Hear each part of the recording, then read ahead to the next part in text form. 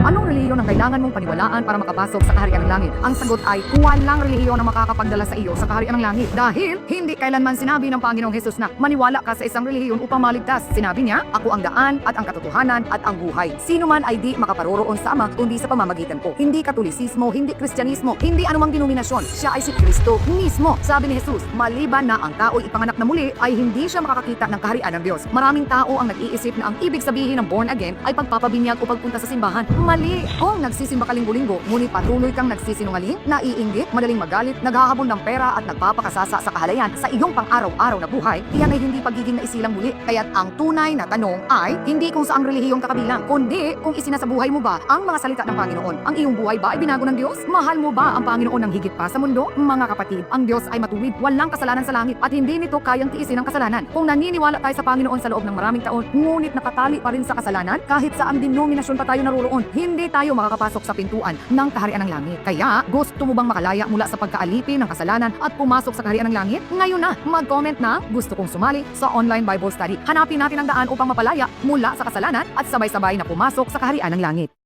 Lisod kaayo ng maghatag ka og pasabot sa nakasulat sa balaang kasulatan nga din wala kay background, at the same time wala ka sigla siyang gitukod ni Ginoong Kristo sa hinungdan nga ang imong i-present nga teachings, ang imong i-present nga informations dili haom sa nakasulat sa balaang kasulatan ug pagtulunan sa iglesyang gitukod sa atong Ginoong Kristo. Sa dili pa ko magpadayon mga sir ug mga ma'am, ayaw imong kalimot sa pag-subscribe sa ato ang mga channels Galay Catholic Apology International Official, kining ato ang RJ Sandro Second TV, o usab sa pag-subscribe and follow sa ato ang Facebook page RJ Horolan Sandro Second TV Apolia Punto Argumento Facebook page nato. Okay, sige. Dirita sa ato ang tawag kining reaksyonan karon, kining ato ang amiga nga wala ko kabalo basig AI ni or tinuod ba gyud nga tao ang ni-present ni ini nga ang pinaka main point, ang pinaka main subject niya or topic niya mahitungod ni ining ang relihiyon ba makaluwas. Nga iyahang gidinay nga ang religion dili makaluwas kay si Kristo lamang daw kuno ang tawag ining kaluwasan. Actually, sa pagtulo ng Santa Iglesia Katolika Apostolika Romana, naay giingon or naay tawag ining teaching ng simbahang Katoliko concerning ining natural cause of salvation o instrumental cause of salvation. Ang natural cause of salvation, siya na ang source of graces and salvation. So, dili kita musupag nga diin ang Kristo, siya lamang ang manluluwas. Ug mo ni pagtulunan sa Santa Iglesia Katolika Apostolika Romana. Pero kining natural cause of salvation or hinungdan nga diin ang tao gitawag og maluwas, always siyang gitawag og mogamit og instrumental cause of salvation o tan-awa ang Old Testament.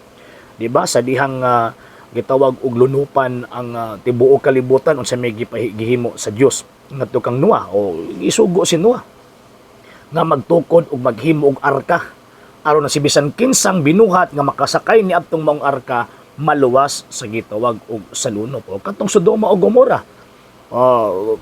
Patsyon sa Dios ang tanan tungod sa ilang kangil-araw nga gihimo o kinsa man ang instrumentong gigamit sa Ginoong Dios na para tawag inay mga pipila ka mga tawo nga maluwas gikan ni adtong maong tunglo sa Dios sa Sodoma o Gomora na siya gamit nga tawag ining tawo nga aron dili ka maapil or dili sila maapil ni adtong maong gitawag og tunglo.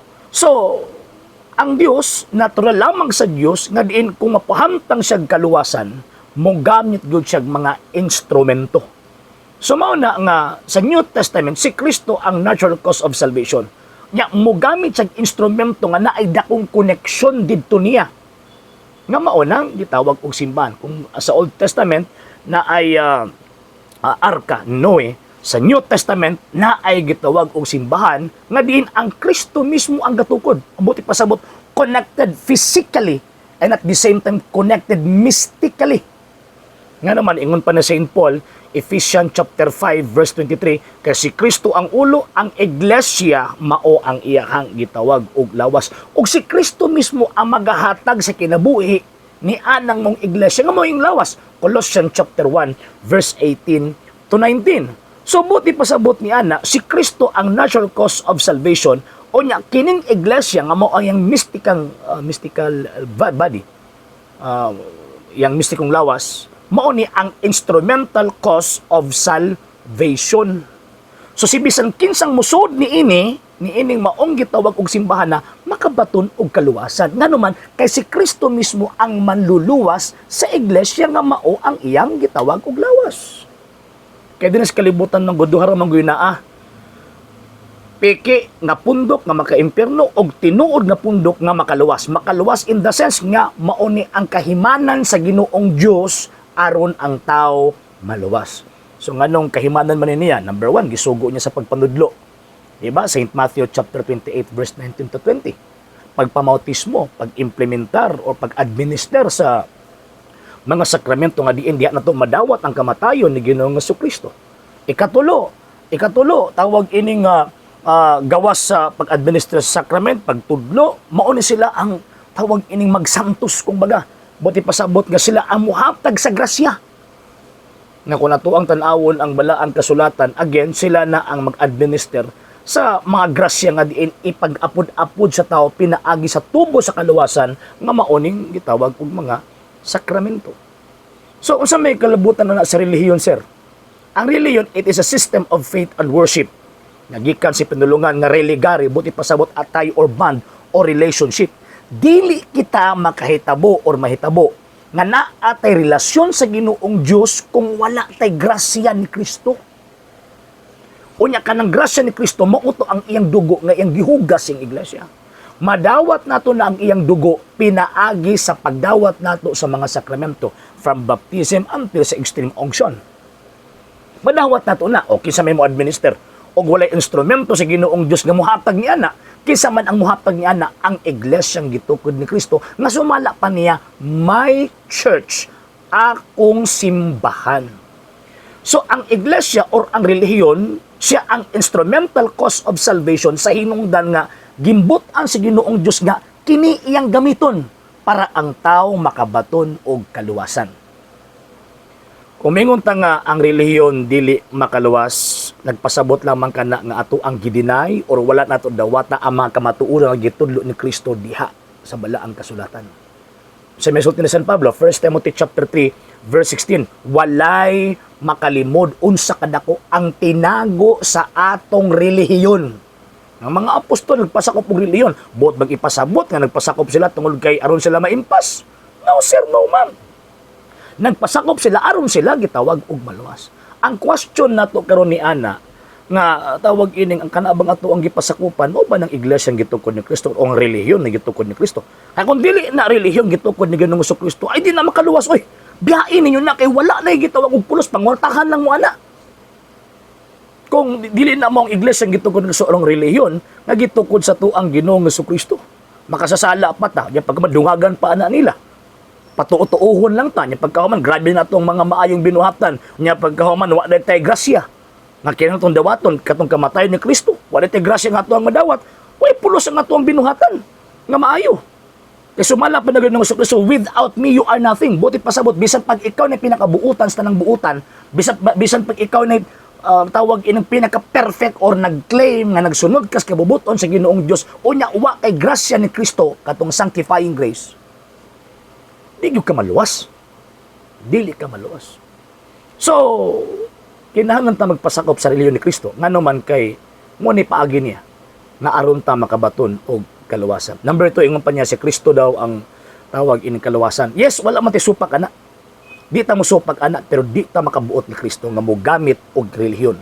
Og siya mismo ang nagtukod din na mong relihiyon na aron ang tao makabaton og kaluwasan. Kung tinuod ka nagtuo kang Ginoong Jesucristo, dapat magpasakop ka sa relihiyon nga iyang gitukod. Iyang pangutana nga lang diya nga mo nagpasakop sa pundo kang gitukod og tao. Gitukod og mga Amerikano. Kana ba pagpadayag nga inyong gituman ang kabubuton ng Kristo? Wala oy. No sir, no ma'am. Sa ko nang ingon bisan pa ikaw na pinakabutan sa tanang buutan sa tibok kalibutan kung wala ka sa iglesia ang gitukod ni Kristo. Impas ka gyud. Namingon mo sila nga bisan pag naa ka sa tinud nga relihiyon niya, ang tawag ining imong binuhatan dili sa maayo or di sad mao aw kana nga butang kinahanglan ka mo subject sa imong kaugalingon sa relong gitukod ni Kristo kay sa ko nang ingon gigamit ganiyang kahimanan no. Buti pasabot naa sa gibutang nga mga rules, norms, balaod og teachings nga kinahanglang sundon. Sirach 1:28 ingon pa ni nga tawag inang sa libro nga ni Sirach ingon pa niya nga pagmatinud-anon sa pagsunod, pagpasakop sa imong relihiyon. So kung tinuod ka nga iyan na Ginoong Kristo, nagpasakop ka sa iyang lawas, kinahanglan isubmitar ang kaugalingon ngadto kang Kristo pinaagi sa iyang gitawag og relihiyon. Objectively gihapon ni Kristo ang kaluwasan pinaagi sa relihiyon nga iyang gitukod. Subjectively kinahanglan tang mo cooperate. So again, bisag pag naa ka sulod sa iglesia ang gitukod ni Kristo niya, di ka mag-cooperate sa kaluwasan, useless gihapon ang imuhang pag-ingon nimo nga di ka tawag ina naman ko sulod, pag ka man di ko mosunod sa pagtulod ng Kristo. Duha magud na kinahanglan ta mo cooperate. Number 1, si Kristo nihatag og kaluwasan. Number 2, kinahanglan ta mo cooperate. So dapat duha na, di gid pwede nga naay usa din na nga mawala. Dapat duha gid na. So mo bitaw ang mga santos tan-awa sila, di ba? O say may ilang gihimo na sila sulod sa iglesia ang gitukod ni Kristo o nya nagkinabuhi sila subay sa kabubuton ni Kristo og pagtulun-an sa iglesia ang iyang gitukod. Kung naagan makulang ana, di jud ka tawag ining maluwas. Dapat duha gid na always. Iglesia ang gitukod ni Kristo nagpasakop ka. Number 2 dapat tumanta sa gisugo o gitudlo ni Kristo ni anang maong gitawag og iglesia. Kay sumapang San Pablo, kay kita may usa ka Ginoo, usa ka bautismo, usa ka pagtuo. So dapat magsubmit ana ang gitawag og teaching. Karon ang akong katawan kaya wala daw kunoy relihiyon nga tawag ini makaluwas pero tan-awa ang tumoy. Agad sila. Online pag yun o asa man as Biblia be. Ang kamo ang gihimo o gigamit ni Kristo as instrumental cause of salvation kay para mutuog mutuman mininyo. Makaplagan si Kristo pinaagi sa iglesia, makaplagan si Kristo ug madawat si Kristo pinaagi sa mga sakramento. Wala nay lain. Naapay mo sobra gani ana dili na iya ni Ginoong Kristo. Sa hindi pa po nakapag-follow sa mga pages po natin, i-follow niyo po yung mga pages po natin, RJ Horolanciano II TV Apolia Punto Argumento page, Kuya Apologist TV page, and RJ's Vlog 2022. And pwede rin po kayo mag-send po dyan ng Facebook stars. And also, sa ating po mga channels, sa hindi po nakapag-subscribe, subscribe po ninyo yung mga channels natin, Dalay Catholic, Apologist International Official, RJ Sano II TV, Kuya Apologist TV, and Barrio Kawayan Religious Forum. And pwede rin po kayo mag-send po dyan ng super sticker, super chats, and super thanks. And maraming salamat po sa mga kapatid at mga Katoliko na ulis pong tumutulong sa programa po natin. Maraming salamat po. Nang dahil po sa tulong at suporta po ninyo, ang programa pong ito, until now, andito pa rin po sa social media. And until now din po, nangangailangan pa rin po tayo sa tulong at suporta po ninyo dahil wala po kanyang magagawa rito mga sir, mga ma'am, kung wala po yung tulong at suporta po ninyo. Sa gusto pong tumulong, sa gusto pong sumuporta, pwede po ninyong ipadala ang tulong at suporta po ninyo sa pamamagitan po ng ating mga account numbers dyan po sa ating pong screen. And pwede nyo po kaming i-message sa ating pong page kung via remittance po yung papadala po ninyo. Maraming salamat po in advance.